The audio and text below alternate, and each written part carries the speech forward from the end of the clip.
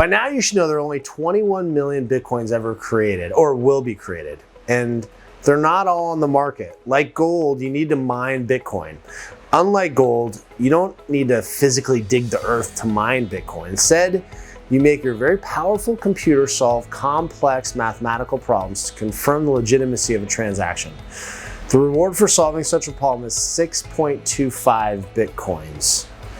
And of course, these Bitcoins happen in the blockchain. As more and more Bitcoins are mined, the mathematical problem becomes more and more difficult, which means the more powerful computers need to be and the more energy it uses. For every 500 transactions, a new block is created in Bitcoin's blockchain. Now, every 4 years, the reward was cut in half.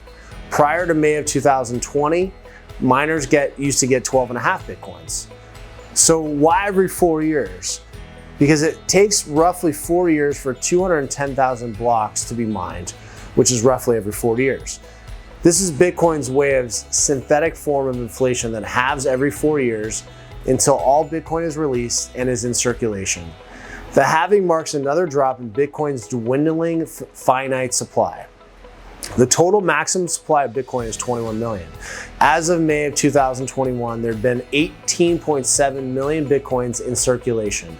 That leaves a little over 2.28 million left to be released. In 2009, the reward for each block was 50 Bitcoins. Can you imagine? After the first halving, it was 25, then 12.5, and now 6.25. This system will continue to revolve around this until 2140. At that point, miners will be rewarded with fees for processing transactions that the network users will pay. These fees ensure that miners will still have the incentive to mine and keep the network going. The idea is that the competition for these fees will cause them to remain low after halvings are finished. Are miners rich?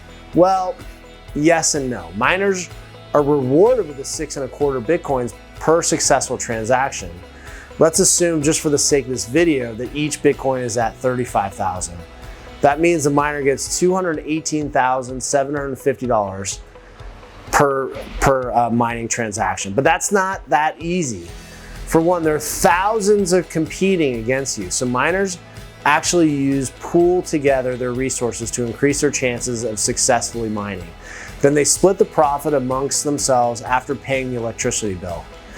Of course, there's the maintenance of the computers, which you also have to factor in. As I've mentioned, the process of transaction, the mathematical problem becomes more complex and it requires higher computational power. They call this the ASIC, or the application-specific integrated circuit. Different writers, experts, and mathematicians came up with different ways to compute net revenue. Malcolm Cannon and Jordan Toyner are two such experts. They concluded that each day you might make a net profit of about $45 per day. But that's another story. But if you can wait, check the description box and click on the video talking about the physical requirements to mine a Bitcoin.